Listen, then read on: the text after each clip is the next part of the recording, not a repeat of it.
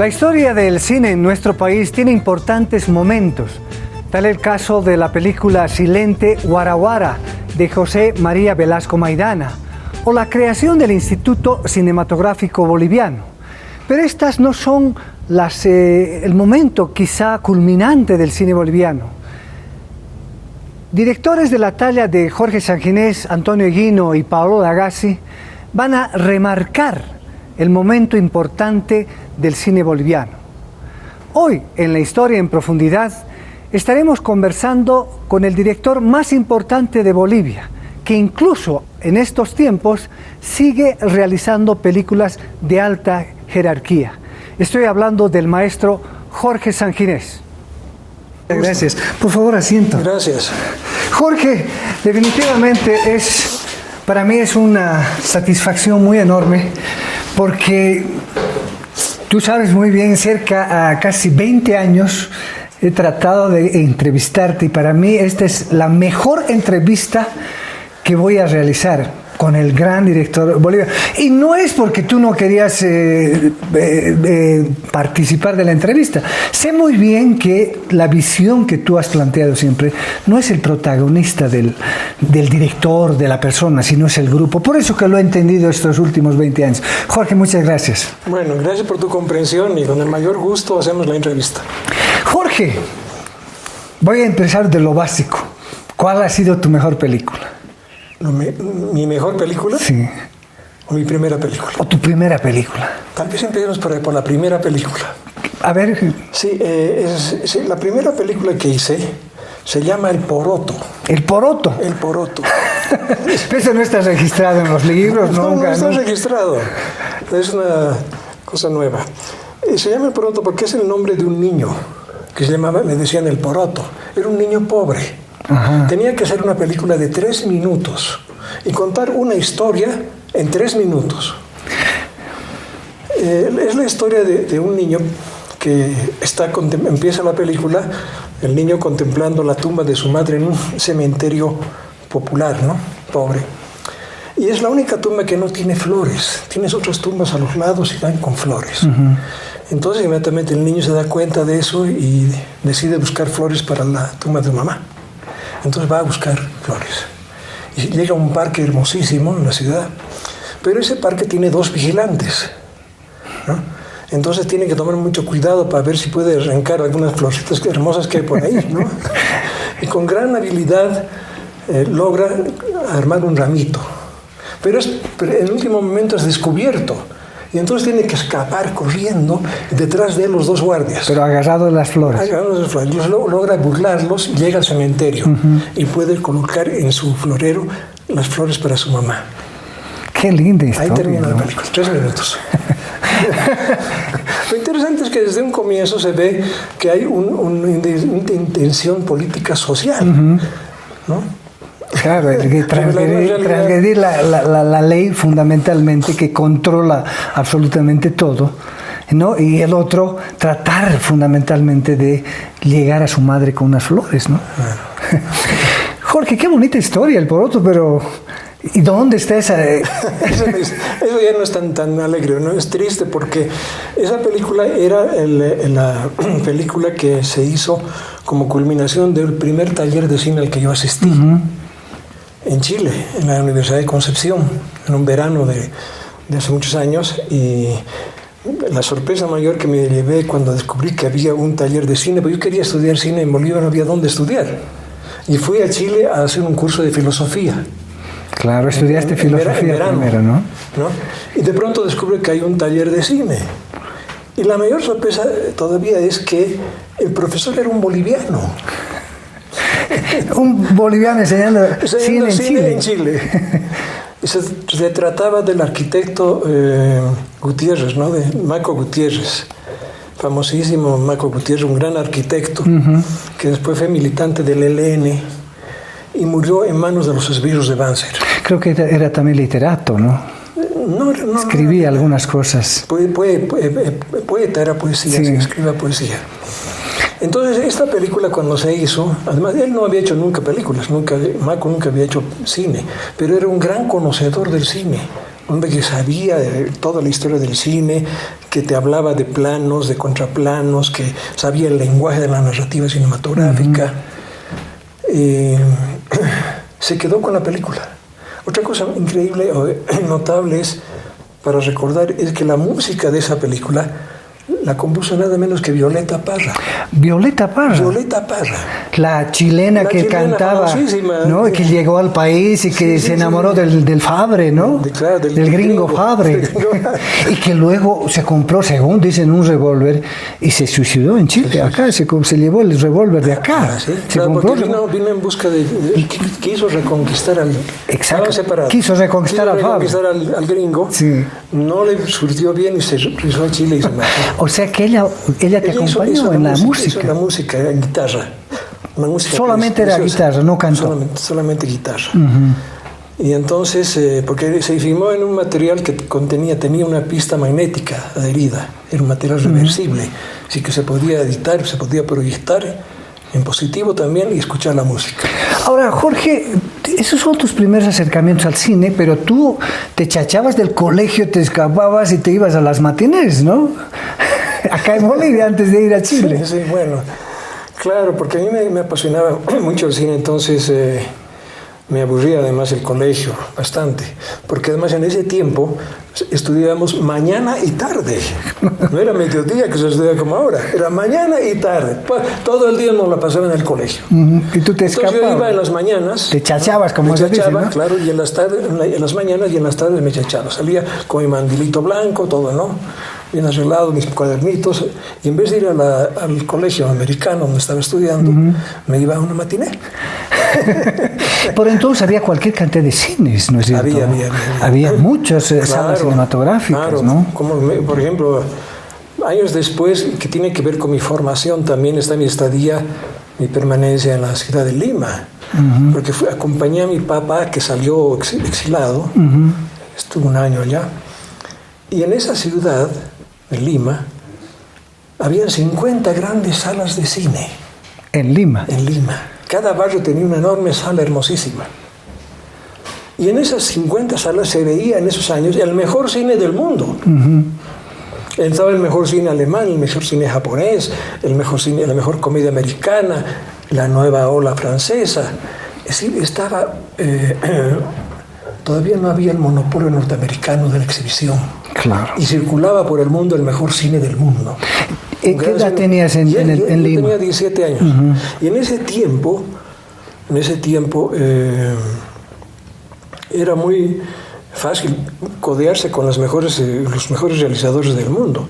Ahora, tuve también la suerte de que un amigo de mi padre que salió exilado como él, era un gran conocedor del cine. Entonces él me invitaba los días sábados o domingos, veíamos una buena película y él me explicaba por qué era importante esa película. Yo creo que ahí es donde nació realmente mi pasión y mi interés por el cine, porque fui conociendo el cine, fui descubriendo el cine a través de obras impresionantes como las obras del neorrealismo italiano, por ejemplo, que las vi en Lima. Ahora, Jorge, tu papá, de alguna manera, tú también en alguna entrevista lo mencionas, fue el que de alguna manera los ha inculcado a ti, a tu hermano, a ese respeto por el otro, por la otra persona. ¿Cómo no?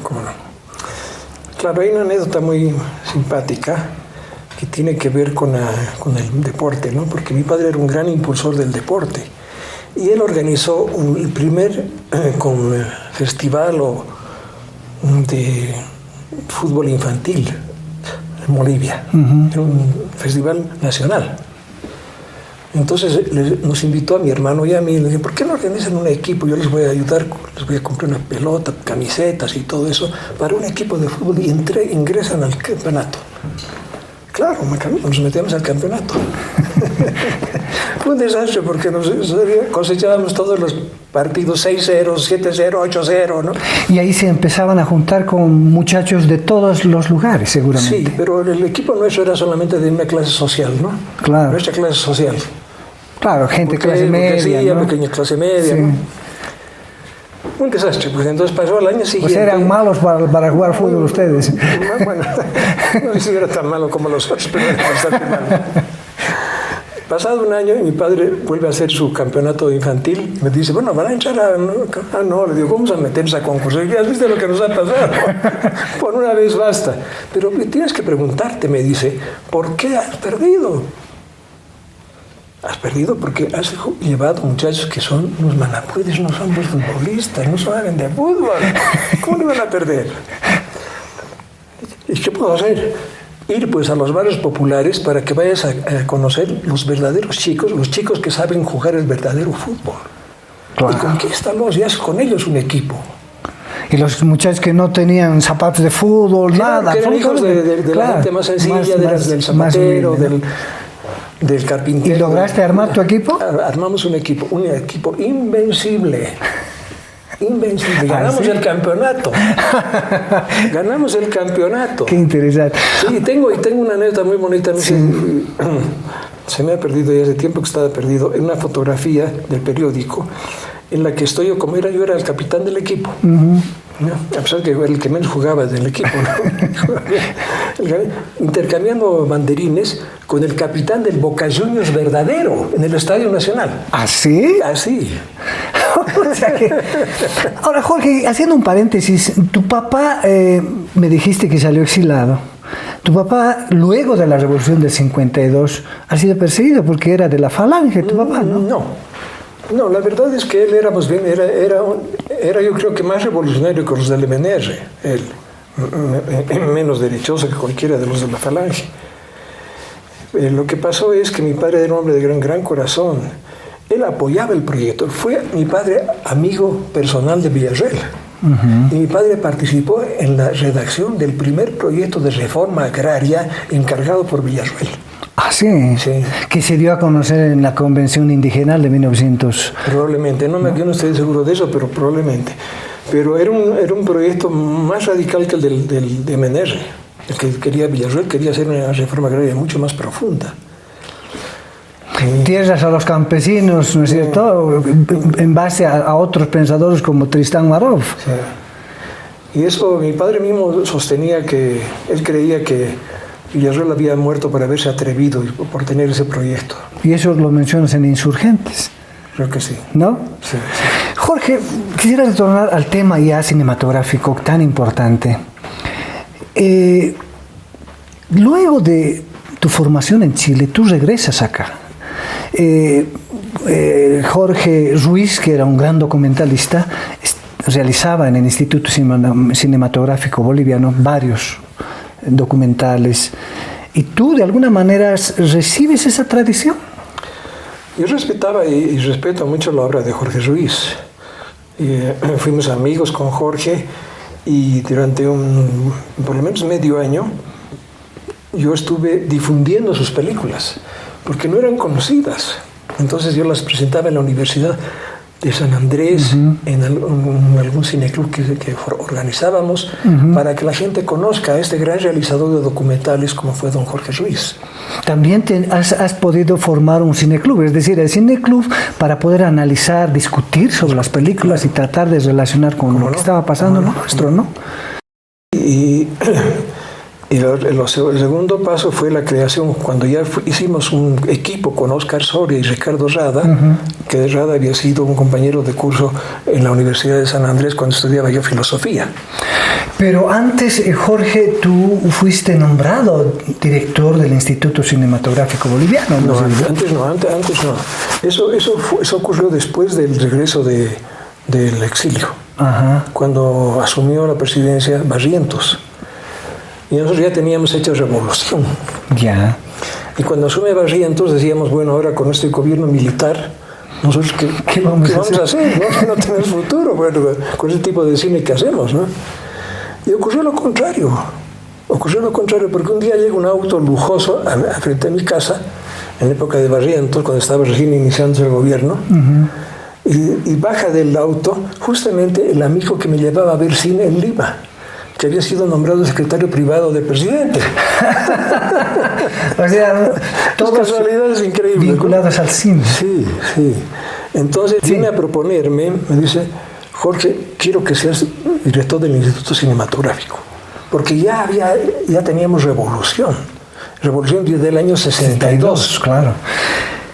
Jorge, vamos a hacer un pequeño corte y precisamente al volver vamos a hablar de revolución, pero también una pregunta muy importante. ¿Qué hace Jorge Sanguinés? Se pregunta, ¿qué hago yo con el cine? Eso quiero saber primeramente. Bueno, Jorge, entonces, como te decía, es muy importante esa documentación que se ha registrado en los medios de comunicación, una pequeña nota que hice yo y bueno, esa transcripción también de Carlos, ¿no? Que hizo una sobre la entrevista a Geraldine. Sí, eso yo creo que es muy importante que puedas registrarlo también. Bien, seguimos conversando con el maestro Jorge Sanguinés, acá precisamente en el lugar de trabajo, en los estudios, en la Escuela Cinematográfica Ucamau. Jorge, antes del corte decía, los jóvenes de tu tiempo, seguramente muy influidos por Hollywood, seguramente muy influidos por el cine que dominaba y que todavía predomina en las pantallas bolivianas, se aficionaban mucho a ser director. ¿Tú qué te has planteado? ¿Querías ser famoso? ¿Querías ser un director de cine, qué sé yo, al estilo Hollywood? ¿Cómo era? Porque en ese tiempo hacer cine era eso. Sigue siendo así. Pero en ese tiempo yo pertenecía a una juventud que estaba muy, muy impactada por el proceso revolucionario del 52, ¿no? Por el triunfo de la Revolución Cubana. Entonces teníamos una visión distinta. Queríamos participar de la vida política, ¿no? Pero no estábamos de acuerdo con los planteamientos partidarios, políticos, ideológicos que en ese momento estaban presentes. Y entonces dijimos, ¿cómo podemos participar en ese proceso de liberación que están siguiendo los pueblos latinoamericanos y nuestro propio pueblo? Lo haremos con el cine. Y miramos al cine como un instrumento de lucha con el cual podríamos participar, coadyuvar, investigar, transmitir nociones del proceso y de las necesidades de la nación boliviana, ¿no? Tocar sus problemas, su historia, sus luchas. Jorge, esta primera realización que, bueno, antes habías realizado a pedido dos cortos, uno para la lotería y otro un día paulino precisamente, pero bueno, estas eran, digamos, pequeños trabajos a solicitud, pero de ahí nace, digamos, lo que los críticos han llamado el pequeño Potemkin del cine boliviano. Estoy hablando de Revolución. Sí, la historia de Revolución es interesante porque originalmente se trataba de otra película, ¿no? Nosotros queríamos hacer una película sobre la Revolución del 52. Era una película crítica a la Revolución del 52, ¿no? O sea, ya bastante críticos ustedes ya eran al proceso revolucionario. Al proceso revolucionario, porque ya habían pasado más de 10 años, casi 10 años, y lo que la revolución había prometido había transformado el país de muchas maneras. De un país feudal se había convertido en un país democrático gracias al 52. Pero faltaba mucho más. Faltaba resolver los grandes problemas sociales que el país tenía en ese momento, la falta de encuentro con el mundo indígena originario. Y entonces esas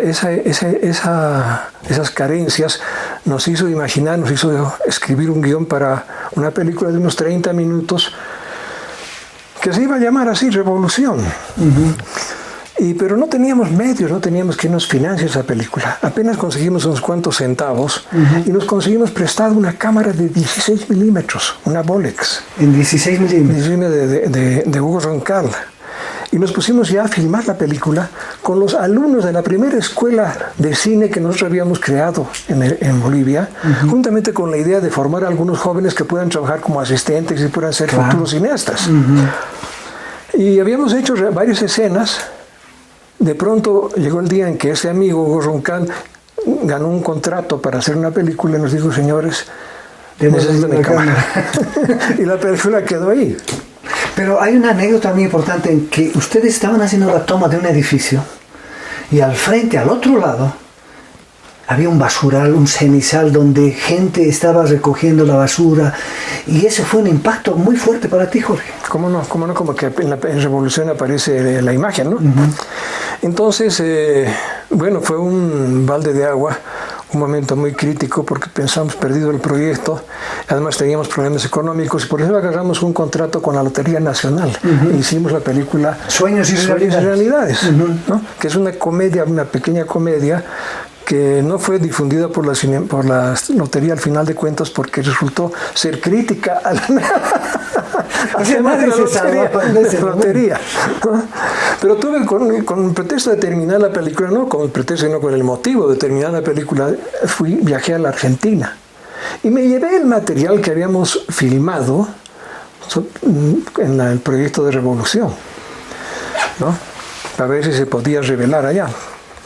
Y mientras terminaba la película de propaganda de la Lotería Nacional y se revelara el material de Revolución, y mirando el material me encontré con tomas y escenas muy interesantes. Y dije, caramba, qué pena que no pudimos hacer la película entera, pero este material es muy, muy lindo, muy bueno. Y en una noche, totalmente desvelado, de pronto vi Revolución, lo que es hoy la película. Dije, hay que unir esto con esto, aquello con lo otro, y tenemos una película. También utilizaste imágenes de archivo, ¿no es cierto? Algunas imágenes, muy pocas, pero la mayor parte son tomas de la película frustrada, ¿no? Y entonces, temprano en la mañana me fui al laboratorio con el material que se había revelado ya e ensayé un primer montaje, que me gustó mucho. Tenía 9 minutos. 9 minutos. Ahora, Jorge, hasta ese tiempo tú me dijiste que habías visto películas del neorrealismo italiano en Lima.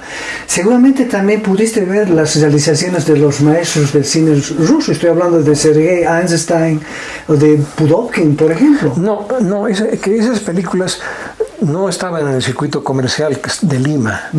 Eran películas que se podían ver en cinematecas de París, Europa, en otras partes, ¿no?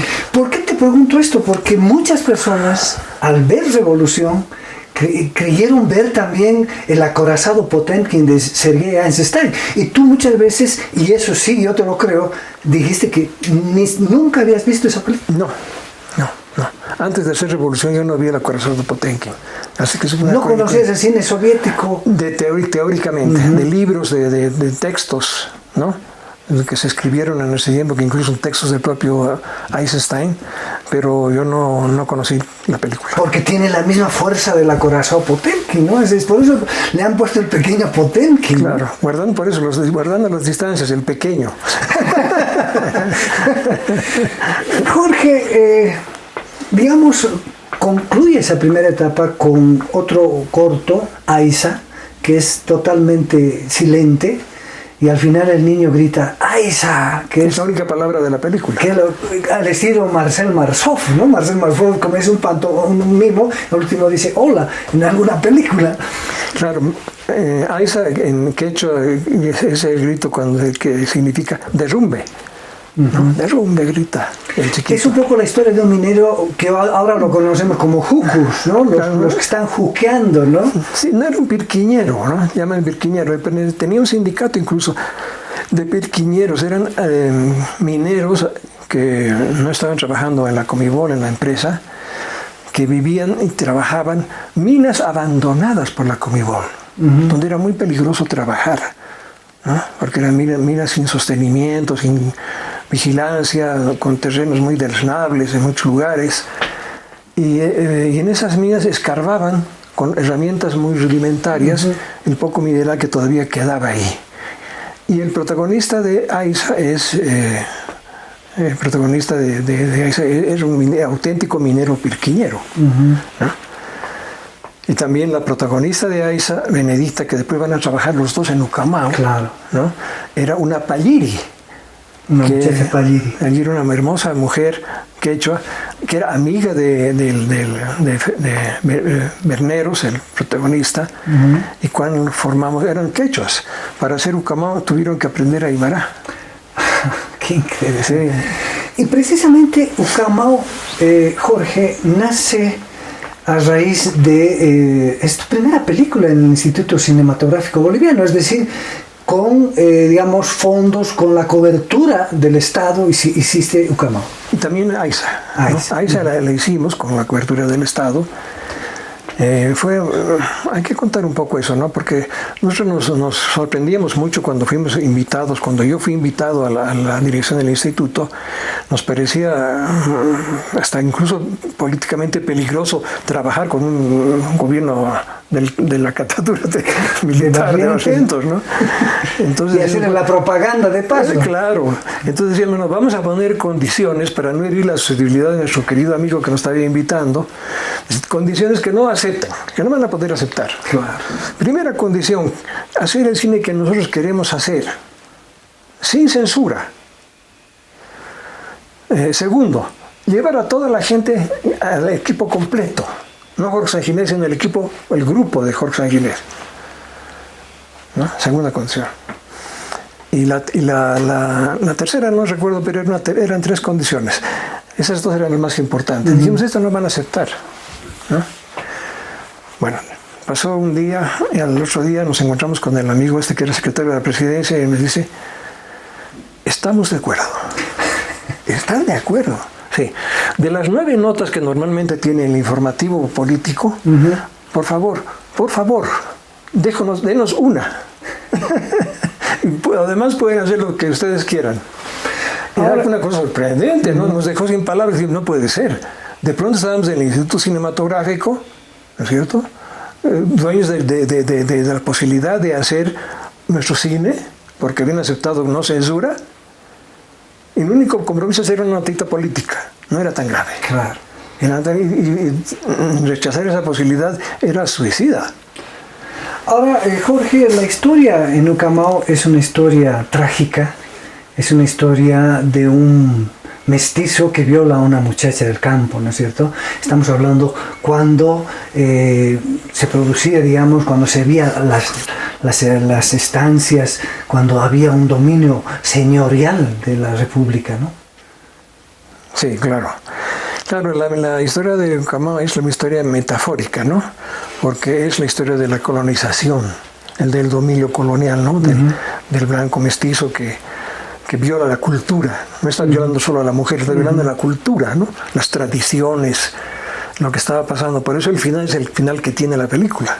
Claro, el final es muy importante porque se basa fundamentalmente en la venganza, pero en este caso Vicente Veneros, que interpreta al muchacho, le da la opción de un encuentro, un enfrentamiento al violador, ¿no? Claro.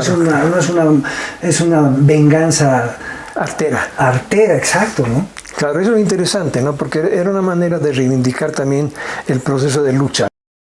Porque los revolucionarios del mundo, cuando tienen que cambiar una sociedad, arriesgan su vida, ¿no es cierto? Arriesgan se ponen sus ideas y sus cuerpos delante de la lucha.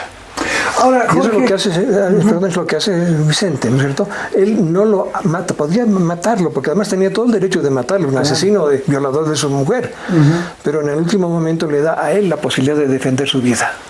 Ahora, Jorge, Carlos Mesa habla de una influencia arguediana en la película, en el guión sobre todo, porque de alguna forma se basa en Raza de Bronce. No, el cuento lo escribió Oscar Soria, ¿no? Que era un hombre que conocía profundamente el mundo campesino, el mundo indígena, un gran escritor, un hombre de una enorme sensibilidad social también. Y él es el autor de la historia. Pero no hemos tocado el libro de Arguedas. Claro, porque de alguna manera Arguedas muestra también una violación, pero el final es distinto, es un levantamiento indígena. En cambio, la visión que tú mantienes o muestras es precisamente una visión desde el punto de vista del indio. En cambio, la visión de Alcides Arguedas es una visión aristocrática del indianismo, de la literatura indianista en aquellos tiempos, ¿no? Claro que sí. No, y después hay que tomar en cuenta la evolución ideológica de Arguedas. Después de ese libro va a escribir El pueblo enfermo, ¿no? Que es un libro que le ha hecho un profundo mal a Bolivia, porque ha creado un complejo de inferioridad del cual todavía no nos hemos liberado. Pero en tu película de alguna manera también tocas esa disputa que se dio Arguedas con Franz Tamayo en el tema de acusarle al mestizo todos los problemas, porque el violador, el asesino es un mestizo en tu película, no es un blanco. Bueno, yo pienso que todos somos mestizos. Yo quisiera conocer un boliviano blanco. No, bueno, el blanco llamado en aquellos tiempos los hacendados, los terratenientes, los qué sé yo, los que manejaban, claro, los criollos, digamos, ¿no? Me recuerda el tema de una novela que tengo que no se ha publicado y que es la historia de dos hombres, ¿no? Dos hombres que se conocen en la guerra del Chaco. Y uno es un aymara del altiplano y el otro es un señorito de Sucre. Y la novela lo que va descubriendo poco a poco, retrocediendo en el tiempo, llega hasta 1781 a Jacinta Pumapunku, que era mano derecha de Bertolina Sisa, como la primera persona de todas esas dos generaciones. O sea, los dos provenían de la misma persona y la verdad era una india. Y acá en Bolivia. Y eso es nuestro país. Y acá en Bolivia todo el mundo durante años se ha jactado de ser blanco, cultores de la crema Nivea. De puro complejo. Bien, estamos conversando con Jorge Sanginés.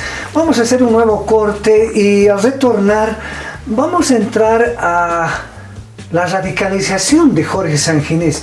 ¿Qué es la radicalización de Jorge Sanginés? Precisamente eso le vamos a preguntar.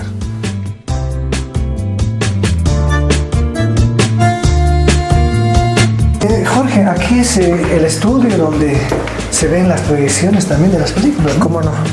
Aquí se hacen las proyecciones y aquí funciona también la Escuela Andina de Cinematografía. Ah, que ya está funcionando. Ya está funcionando ya acá 3 años. Ay, ¿y acá qué tenemos, Jorge? Ah, está Beatriz Palacios. Sí. Fuiste como una luz que alumbró el resplandor de la vida con tu alegría y tu humor. Esta es una dedicación tuya, Jorge. Sí, sí. Qué lindo. Y aquí hay otra fotografía también muy bonita, ¿no? Sí. Ay, mira, está con un fusil, ¿no? Sí, sí. Qué bonito este es. Era una mujer de armas tomar, como se dice. Bien, seguimos. Bien, seguimos con el maestro Jorge Sanginés acá en el estudio precisamente. Jorge, por favor. Gracias. En el corte nos habíamos quedado en que Jorge Sanginés empieza a reflexionar y empieza a radicalizarse, Jorge. ¿Qué es radicalizarse en el cine? Esa oportunidad nos las dio un hecho, un crimen de lesa humanidad, ¿no? Porque estando expulsados del Instituto Cinematográfico, porque todo el equipo fue expulsado porque al gobierno militar no le gustó Ucamao, ¿no? Incluso el ministro de la presidencia, Marcelo Galindo, nos despidió y nos dijo que nosotros con Ucamao estábamos soliviantando al indio.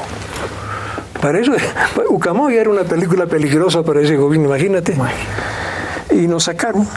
Entonces nos fuimos, yo con mi esposa y mis 3 hijos, nos fuimos a vivir a Sorata. Uh-huh. ¿No? Yo les decía, ganaremos un tiempo, ya se arreglará nuestra situación con lo poco que tenemos, vendamos lo que tenemos, que solo era un refrigerador y una cocina eléctrica.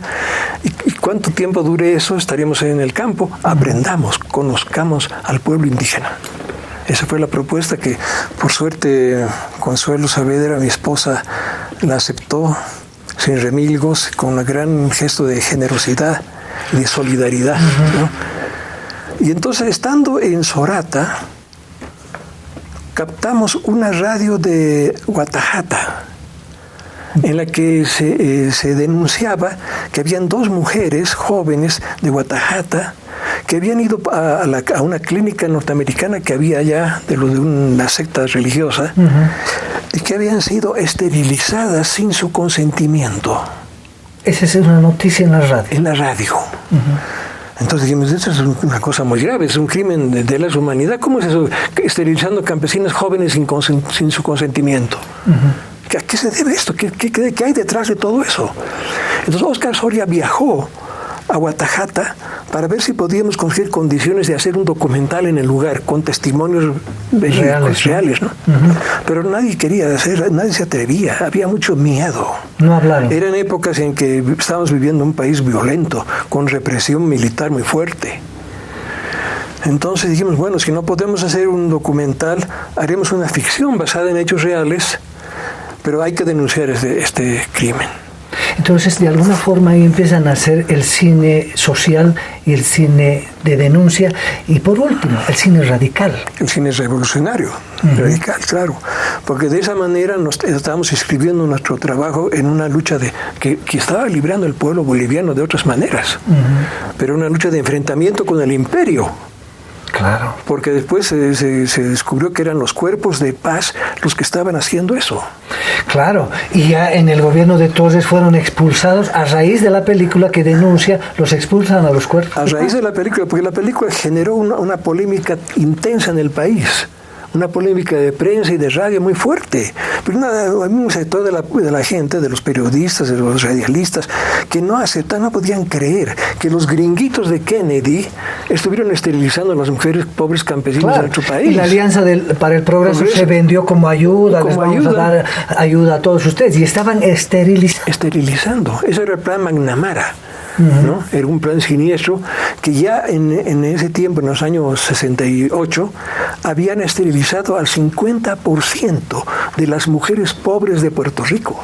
Imagínate, y nosotros con una población pequeñita. Con una población pequeña, con un alto índice de mortalidad materno-infantil. Elevadísimo. Elevadísimo. Y encima habría que exterminar a los indios. Sí, señor. Ahora, Jorge, cuando tú empiezas a hacer esta película tan importante, ¿todavía tenías influencia del lenguaje cinematográfico occidental? Es decir, ¿todavía no vislumbrabas muy de miradas lo que era la narrativa distinta? ¿Cómo es esto, Jorge? Claro, es un proceso muy interesante porque esa película obtuvo una gran repercusión mundial, ¿no? Y una gran repercusión y un éxito de exhibición en todas partes donde la película se dio. En las ciudades. En las ciudades.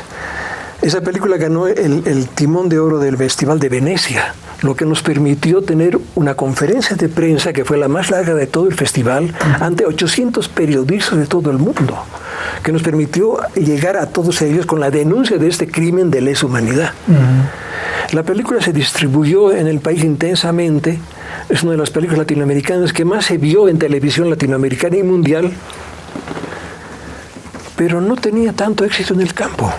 Es decir, la recepción en los pueblos indígenas no había causado gran aceptación, digamos. Aceptación sí, pero no seguimiento ni identificación.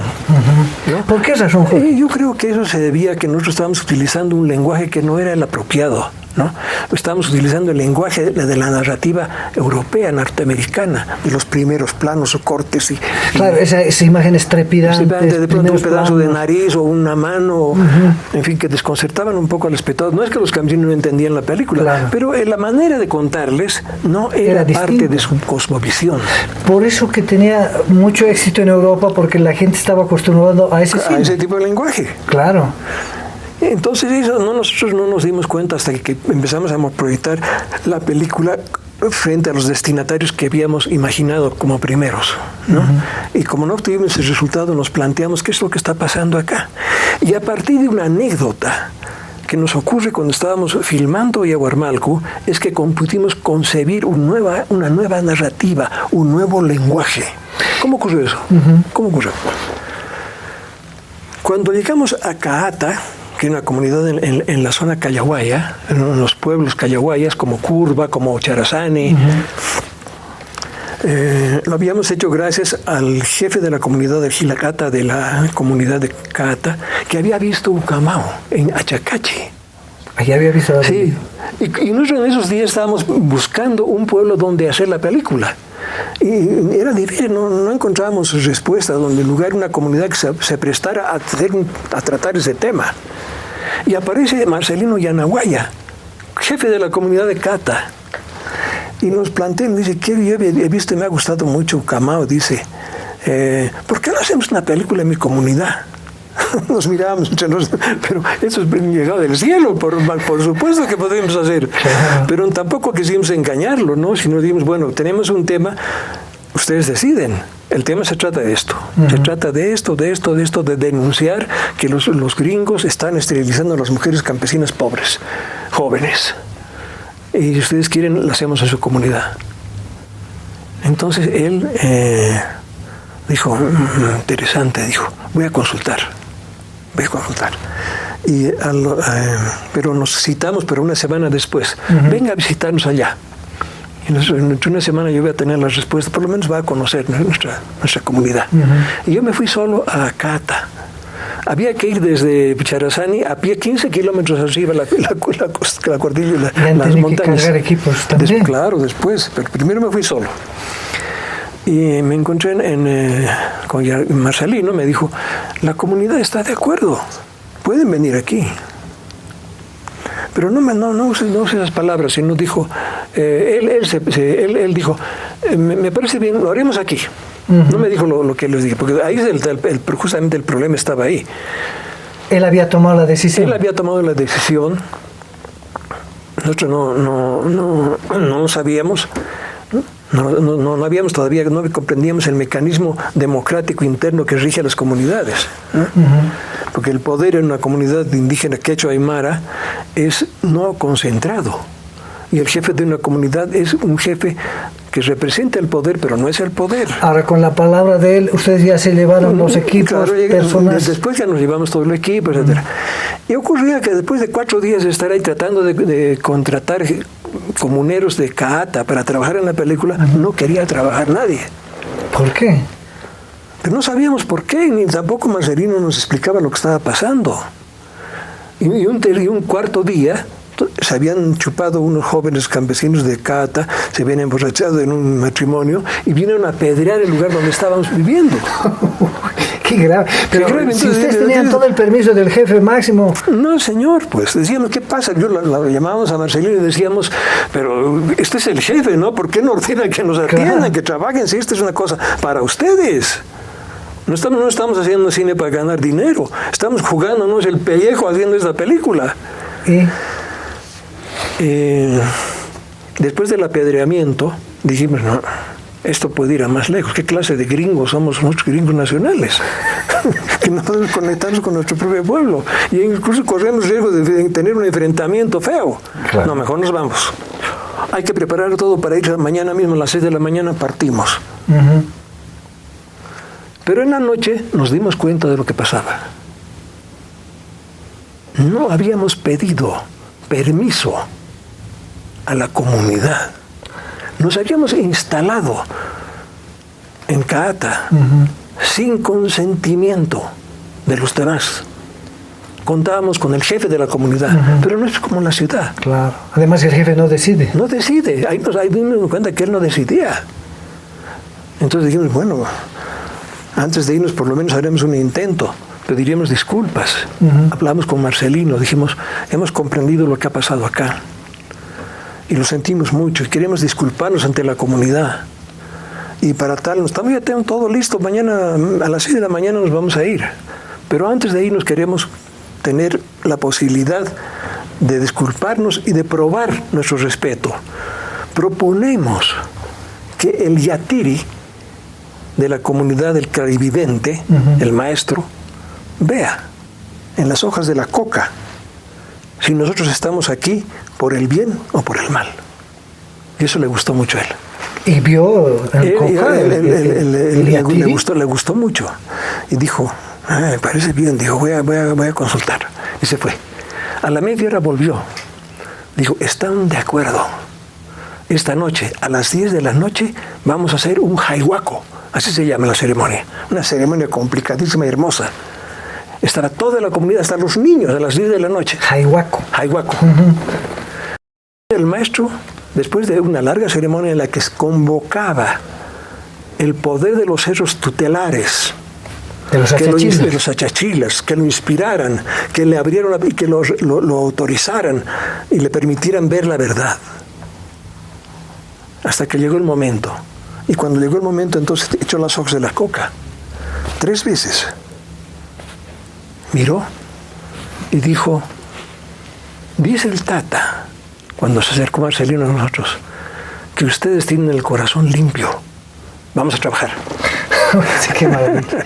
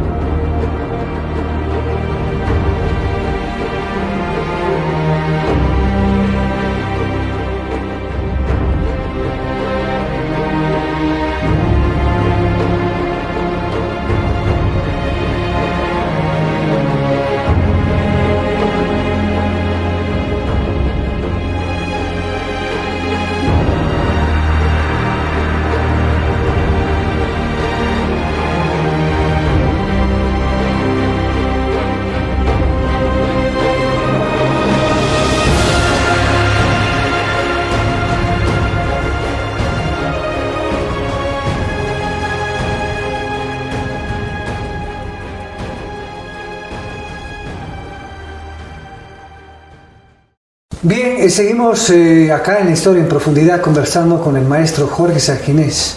Este libro, Jorge Sanginés y Grupo Ucamau, Teoría y Práctica de un Cine junto al Pueblo, fue un trabajo realizado por Jorge Sanginés y presentado en varias reuniones del llamado Nuevo Cine Latinoamericano. Acá, igual que los maestros soviéticos como Lev Kuleshov había desarrollado una técnica del montaje, acá el maestro Jorge Sanginés había planteado una teoría de lo que significaba la narrativa desde el punto de vista del mundo andino. Jorge,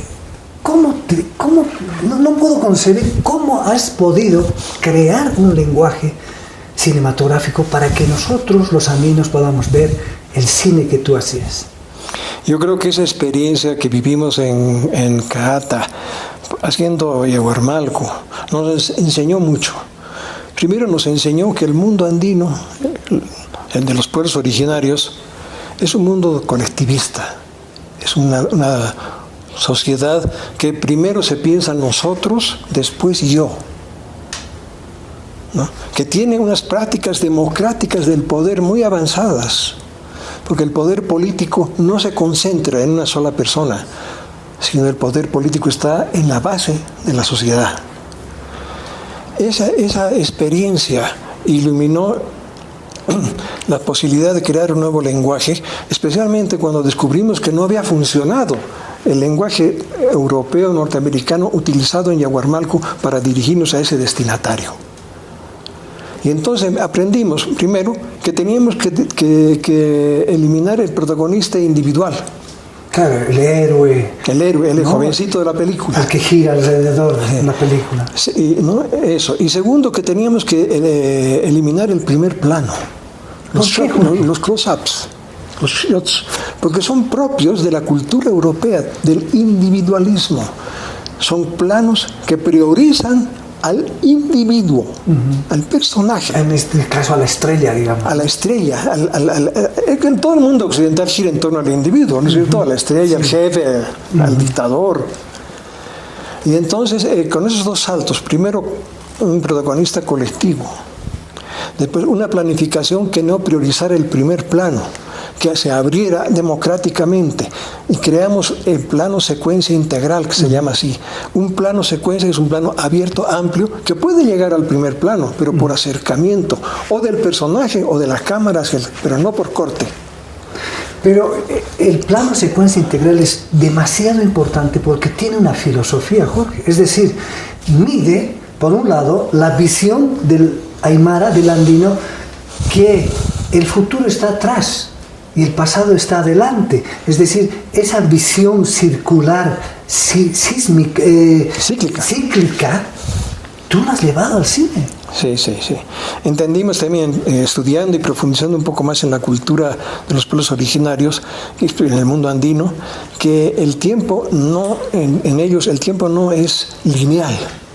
El tiempo no es primero de presentación, desarrollo y final, conclusión, claro, sino que el tiempo es curvo, es circular, que las cosas regresan, que la muerte puede ser el comienzo.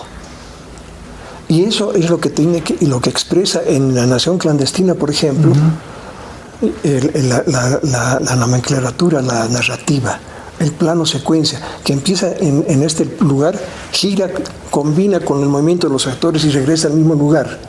Está expresando la cosmovisión. Y eso funcionó, porque la película ya no tenía ese problema que la sentían como algo ajeno. Y el miedo nuestro era que ese tipo de narrativa en otras partes no funcionara. Y también funcionó. Pero también funcionó, ganó la concha de oro del San Sebastián, ¿no? Se impuso sobre 12 grandes películas del mundo que estaban compitiendo con La Nación Clandestina. Ahora, Jorge, más allá del tema cinematográfico, esto fue una especie de alegato que se ha mostrado 15, 20 años antes de vivir este proceso. O sea, más allá de que tú eres un gran cineasta, fuiste un teórico, casi un sociólogo que se ha adelantado. Nadie, Jorge, nadie ha planteado lo que tú planteas, y lo has planteado el año 79. Sí. A mí me sorprende mucho porque ahora en Brasil han editado el libro en portugués y lo están estudiando y lo están aplicando jóvenes cineastas brasileños, que nos sorprende enormemente. Ahora, toda esta teoría que tú has planteado como un documento fantástico, la vas empleando primero en El coraje del pueblo. Claro. Es decir, el protagonista individual está a un lado y empiezan a emerger las masas. Correcto. Hubo una película antes, y es interesante referirme a ese tema también para ver en qué condiciones en qué problemática tuvimos que enfrentar en el Grupo Ucamau. Yo hablo siempre en plural porque ese cine no lo he hecho solo. Ese cine solo no habría existido. El cine del Grupo Ucamau es la suma, el concurso de varios talentos, de varias valentías y corajes que hicieron posible el cine del Grupo Ucamau. Y ese proceso de realización que se hace plástico, que se concreta en El coraje del pueblo, se había dado en la primera película que hicimos después de Yaguarmalco, que se llamaba Los caminos de la muerte. Es toda una historia trágica, de la que también se conoce casi nada. Y nosotros nos habíamos informado que se había desatado la guerra campesina, Laime Jucumane, en el norte de Potosí, entre dos pueblos, dos ayllus, que tenían una rivalidad ancestral, ¿no? Que resolvían sus problemas por la ley de talión. Si un campesino Jucumane robaba una gallina Laime, un campesino Laime robaba una gallina Jucumane. O bien se resolvía en el Tengu, en la fiesta del encuentro. Claro, ¿no es la fiesta de la cruz. De la cruz, sí. Pero los norteamericanos tenían en ese momento un interés político en descabezar el sindicalismo minero del siglo XX, en el que estaba Federico Escobar del ala soviética y Pimentel del ala china, maoísta. Entonces consideraban que era un peligro político mantener esos principales dirigentes y esas corrientes en los campamentos mineros. Y le pidieron al gobierno de Paz Tensoro descabezar ese sindicalismo. Pero Paz Tensoro y el MNR no podían tomar una medida de esa magnitud con sus antiguos socios históricos, porque habían llegado al 52 y a la revolución del 52, gracias también a la lucha y a la muerte de muchos mineros el 99 de abril. Y se resistieron. Entonces los gringos estudiaron la región y descubrieron esta rivalidad antigua entre esos dos pueblos. ¿Qué hicieron? Montaron un regimiento entero, vistieron de indios jucumanes a los soldados y atacaron un pueblo laime. Incendiaron, robaron, mataron y se desató la guerra campesina Laime Jucumane, de la que muy poco se sabe. ¿Y ustedes filmaron esa película? Entonces nosotros filmamos esa película con la primera película de que nosotros nos valíamos del concurso de las personas, de los testigos que actuaban como actores. Toda la población del siglo XX trabajó en la película. Claro, es importante, y volviendo al lenguaje cinematográfico, cómo tú empleas a los propios protagonistas y los vuelves actores para que representen su propia realidad. Claro, es una cosa que sorprendió también a la crítica europea, porque los tipos no sabían cómo clasificar a la película, decían, ¿qué es esto? Cine de ficción, docuficción. Docuficción, es decir, que los testimonios, las víctimas son actores, ¿qué es esto? Nos desconcertó, y es uno de los grandes valores que tenía la película, pero la película no pudo existir. ¿Qué pasó, Jorge? Cuando Antonio Higuino ya estaba trabajando claro, que hizo la fotografía de esta película y de Yaguarmalco y del coraje del pueblo después, viajó a Alemania. Teníamos un convenio con la televisión alemana occidental a revelar el material. El material fue quemado en laboratorio, todo sobre revelado, todo se volvió negro, no quedó un fotograma. ¿Podemos especular que ha habido influencias del gobierno o algo así? Un sabotaje. También era ingenuo de nuestra parte, éramos muy jóvenes en el tiempo, creer que los norteamericanos nos iban a dejar sin control. Después del puñetazo que les dio Yaguarmalco, porque Yaguarmalco, volviendo, y no hemos completado eso. Cuando Yaguarmalco creó esta polémica, se crearon las comisiones de investigación en la universidad y en el Congreso. Y ambas comisiones llegaron a la conclusión de que efectivamente lo que la película Yaguarmalco había denunciado era verdad. Estaban esterilizando a los jóvenes campesinas. Pues fue ratificado por investigaciones de la universidad y del Congreso. Entonces eso dio lugar a que el general Torres expulsara al Cuerpo de Paz de Bolivia. Fue el primer acto de soberanía política contra los norteamericanos en el continente. Jorge, hemos hablado un poco rápidamente del coraje del pueblo y quiero entrar a la película que para muchos es la gran realización de Jorge Sanguinés, porque los críticos llaman es la madurez de Jorge Sanguinés. Yo creo que toda esta visión teórica, práctica del cine, tenía que conducir a lo que era la nación clandestina. Sí, bueno, la nación clandestina creo que es el resultado también de una larga y profunda reflexión sobre el lenguaje que ya habíamos comenzado a experimentar en El coraje del pueblo, eliminando el protagonista individual. Aunque Sebastián... Claro, vamos a ir a eso. Y después habíamos hecho también en el Ecuador, Fuera de aquí, con un protagonista colectivo. Habíamos hecho en el Perú una película que reconstruye un hecho guerrillero, El enemigo principal, también con un protagonista colectivo.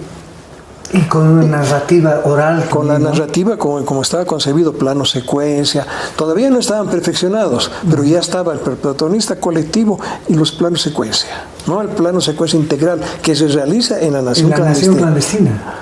Pero el plano secuencia solamente era, sí, ¿no? Abarcar, un barco que duraba toda la secuencia, todo el capítulo ese en un solo plano, que la cámara se movía, pero todavía inseguramente, todavía sin tener la conciencia del movimiento total, completo.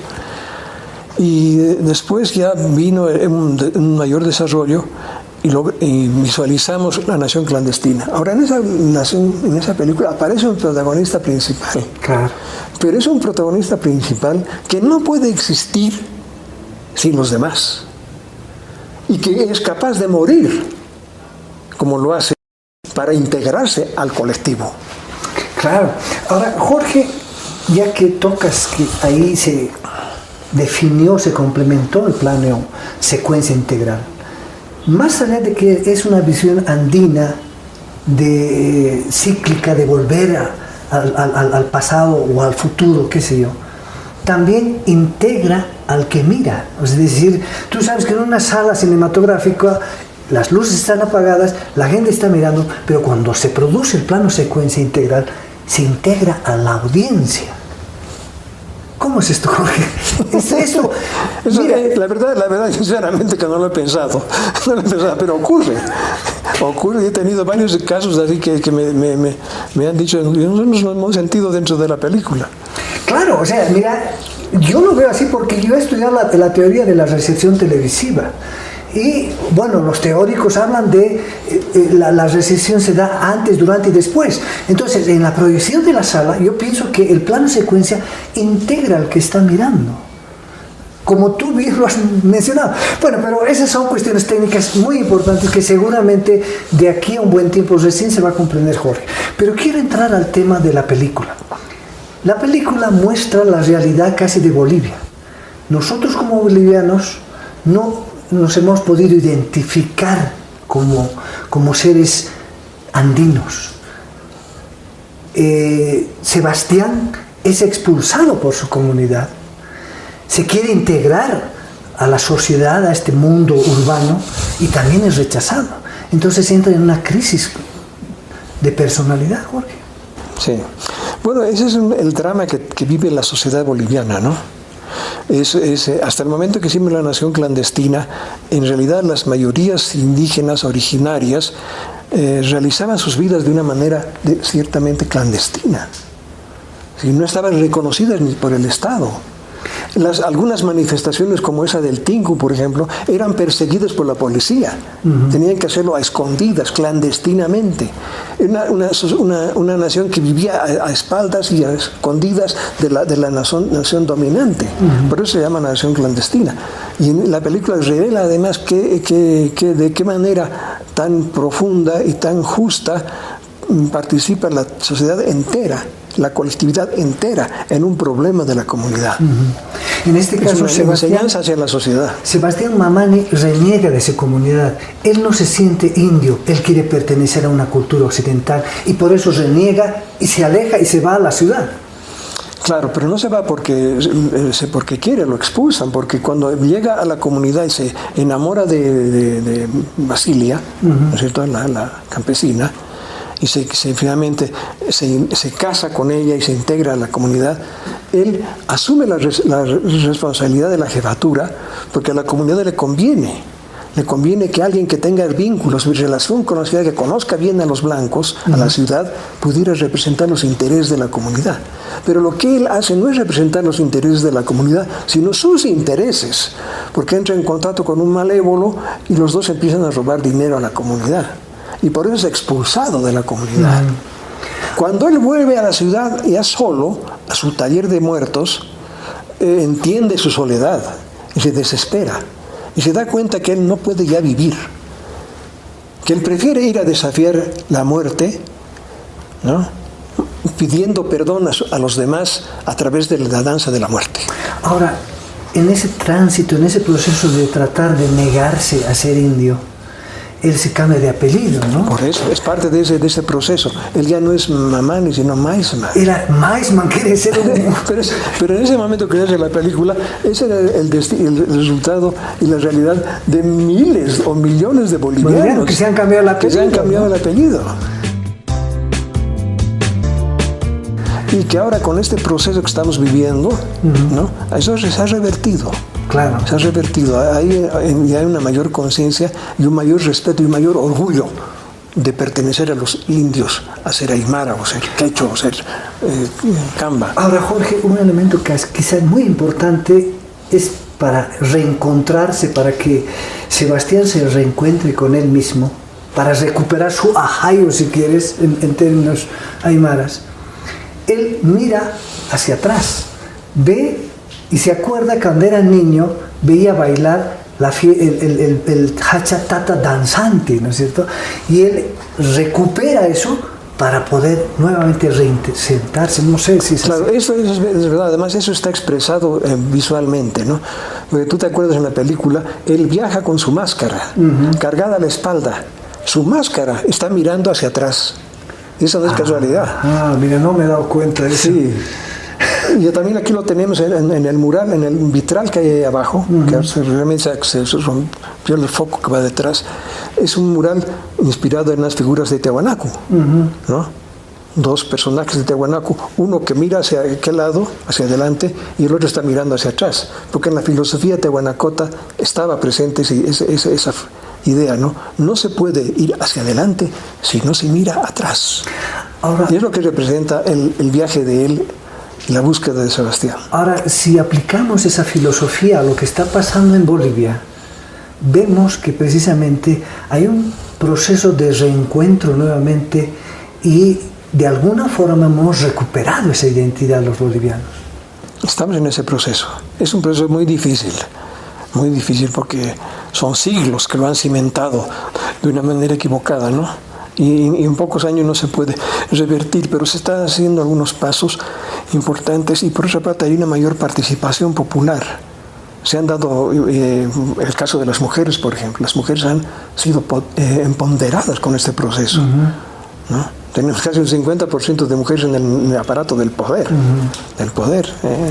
Jorge, otra película que me ha dejado con unas preguntas muy importantes que te las voy a mencionar, y además asombrado por la genialidad con la que has podido realizar esta película, es Para recibir el canto de los pájaros. Se la trae a Geraldine Chaplin, la hija de Charles Chaplin. Seguramente Jorge ha debido seguir mucho a Charles Chaplin.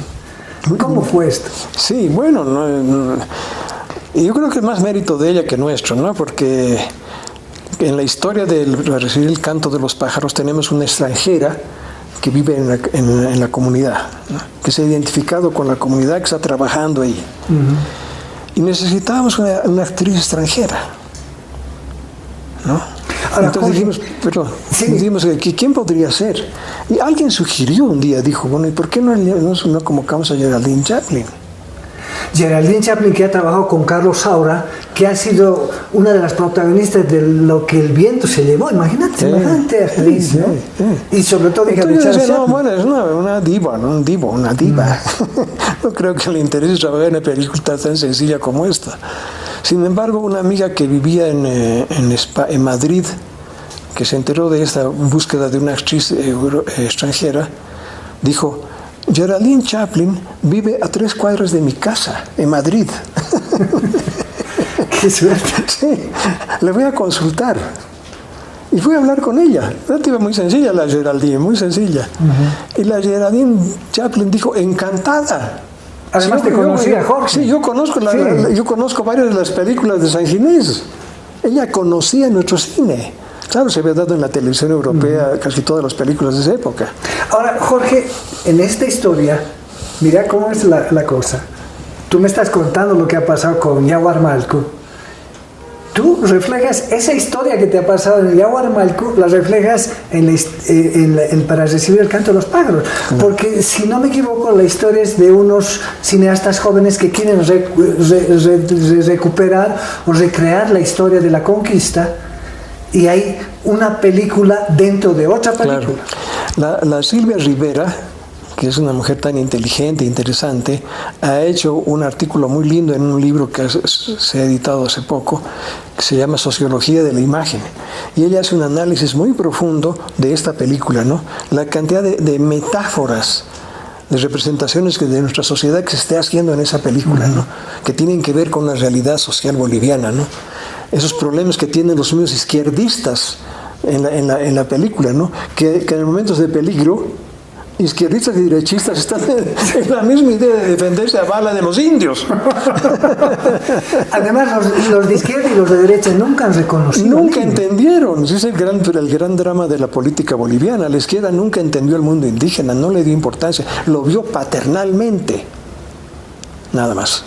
Ahora, Jorge, otra cosa que me llama la atención, y seguramente que tú estás consciente, hay una película de una directora española, algo con la lluvia, también la lluvia. Creo que si no la he visto. Anciar, es una copia fiel de para recibir el canto de los pájaros. Sí, me han dicho. Que se hizo al poco tiempo. Sí. Bueno. Muy bien. Jorge, es muy poco el tiempo. Muchas gracias nuevamente por estar acá en Historia en Profundidad. Los 20 años que he esperado, Jorge, estoy disfrutándolos. ¡Qué paciencia, Dios mío! Bueno, Jorge, pero entras a lo que algunos críticos llamaron tu película un poco la más floja. Los jóvenes del último jardín, ¿qué es? Los hijos del último jardín. Los hijos del último jardín. Sí, claro. No, yo coincido con muchos de ellos, ¿no? Porque efectivamente hay que tener en cuenta que esa película se comenzó filmando con Beatriz, ¿no? Palacios, que era mi esposa y mi compañera y la productora de la película. Un ángel aquí en la tierra, ¿no? Una persona de un calor humano, de una cordialidad natural, de un respeto por los demás. Ella trataba con el mismo cariño al más encumbrado y al más humilde. Un ser extraordinario que muere en pleno rodaje. Y yo creo que más bien es un milagro que la película exista, porque yo quedé tan devastado que ya no podía entender nada. Beatriz te ha acompañado en todas tus películas. No en todas las películas, a partir del fuera de aquí, en el Ecuador.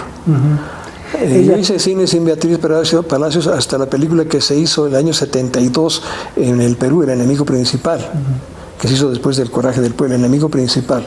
En Ecuador hicimos fuera de aquí, ya participando Beatriz como productora de la película. Claro, y la mayoría de tus películas desde entonces, incluso los Banderos del Amanecer es una codirección con ella, ¿no? Era una mujer de una gran inteligencia y de una gran habilidad para producir también. Jorge, ahora, al parecer, como te dije, toda esa teoría sociológica, te voy a poner un ejemplo. Hay un director polaco, Kieslowski, has debido ver Rojo, Blanco, Azul, sí, ¿no? Sí. Es un gran director, creo que ya fallecido, y él dijo, al final de sus días, dijo, yo la verdad que ya no quiero hacer más cine porque el cine es mover cámaras, sonidos, y era muy sacrificado. Tú sigues películas, y él dijo, prefiero escribir un libro. Jorge, tú has hecho las dos cosas, has producido teoría sociológica más que cualquier sociólogo boliviano, y has hecho unas películas formidables. O sea, Estamos en eso. Ahora estamos preparando, estamos terminando el guión ya secuencial del nuevo proyecto. Todavía es un secretito. ¿no nos vas a dar la primicia? No, mantenemos. Rompería un compromiso que hice con mis compañeros de no hablar todavía hasta que la película esté totalmente asegurada, ¿no? ¿Todavía se va a rodar? Se va a rodar. ¿Cuántos años pero tienes, pensamos Jorge? que podamos trabajar la película ya, filmar la película en los próximos meses. ¿Cuántos años tienes, Jorge? ¿Cuántos años tienes, Jorge?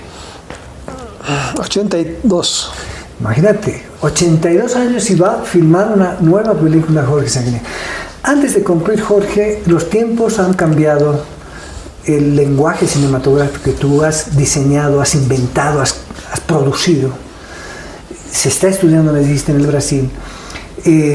Pero filmaste una película también importante, Insurgentes. Esta película ya es donde de alguna manera Jorge Sanguinés llega a concluir su visión de política, su visión de lo que es esa relación del mundo andino y el mundo occidental. Y el protagonista colectivo. ¿Y del programa? ¿Sí? ¿Cómo no? Yo considero que Insurgentes es una de las películas más importantes que hemos logrado, ¿no? No en vano fue reconocido así en el en el Festival Internacional de Cine Político, donde ganó el premio principal, compitiendo con películas de ficción. Llamó mucho la atención el nivel de producción que nosotros desarrollamos en esa película. Jorge, ¿la presencia del presidente Evo Morales es una coincidencia o estaba planificado? No, está planificado, ¿no? Porque la película la primera propuesta era hacer una película justamente sobre el presidente, pero yo dije, bueno, ese tipo de películas yo no me identifico con la manera, con esos proyectos. Podría ser una película nunca he panfletaria, digamos. Podría ser, es el peligro que había, y más bien yo planteé al Estado, decirle, haremos una película sobre el proceso histórico de 220 años que hizo posible que una aymara llegue al primer sitial del país. Y ahí hemos visto Entonces se tenía, quiera yo o no quiera yo, se tenía que mostrar al presidente, se tenía que mostrarlo al pueblo. Él aparece en 3 tomas sin hablar, solamente su imagen. Y en la 4ª toma que aparece hablando, está hablando su discurso de inauguración. Así que no tiene carácter protagónico. La última, la más reciente realización, Juana Zurduy de Padilla. Igual un gran movimiento al estilo de Lo que el viento se llevó, porque se ven unas tomas gigantescas de una batalla, multitudes, ¿no? ¿Cómo fue esto, Jorge? Fue el rodaje fue muy intenso, nos fue muy bien, creo que logramos lo que se había buscado en el guión. Tuvimos más bien problemas de tipo económico, porque pagamos el pato con el sistema de impositivo que hay en el país, que no distingue entre producir salchichas y arte. Claro, igual les cobran nos caen igual, sí. Nos cobraron los altísimos impuestos y nos crearon unos huecos económicos del que todavía no estamos saliendo del todo. La historia de Jorge es una historia que recupera la mirada de Juana Zurduy de Padilla. Y devuelve a la sociedad, ese es el interés, ¿no? Porque hay un momento es una tercera etapa del grupo Ucamao. La primera de enfrentamiento con el sistema y el imperio, ¿no? La segunda de reflexión sobre los problemas profundos, como el tema de la identidad con la nación clandestina. Y la tercera etapa, una mirada hacia atrás. ¿Por qué no podemos ir adelante si no miramos atrás? No estamos cumpliendo lo del Tiahuanaco. Y se refleja la vida de Y Juana Zurduy era una persona extraordinariamente lúcida, ¿no? Primero una mujer en esa época, para desafiar a su sociedad y agarrar las armas, teniendo familia, enfrentar primero a su esposo, después a su sociedad, y tener la lucidez política de discutir con todos los que discutió ella en la película con Bolívar y Sucre, de que el futuro no era haber llegado a la independencia, que después iba a ser peor que la república, que la colonia, porque los que iban a tomar el poder ya estaban muertos, los líderes, los jefes revolucionarios ya habían muerto en su mayor parte, y el poder está en manos de los hijos de los colonizadores. Y se cumplió. De los criollos, ¿no? Sí, los criollos. Se cumplió perfectamente. La república fue para los indios peor que la colonia. Bien, esta es la vida del maestro Jorge Sanginés. Una vida llena de compromisos con su país, una vida llena de películas que han denunciado, que han analizado la relación de Bolivia y que ahora se acercan precisamente al futuro mirando el pasado. Jorge, te agradezco mucho, de verdad, muy linda la entrevista, muchas gracias por recibirnos acá. Encantado, Sandro, cuando quieras. Y esperemos que algún momento tengamos un tiempito para la próxima entrevista. Para la próxima película. Sí. Para la próxima película. Sí, voy a tener la primicia. Muy bien. Gracias, Jorge. Muy amable. Encantado.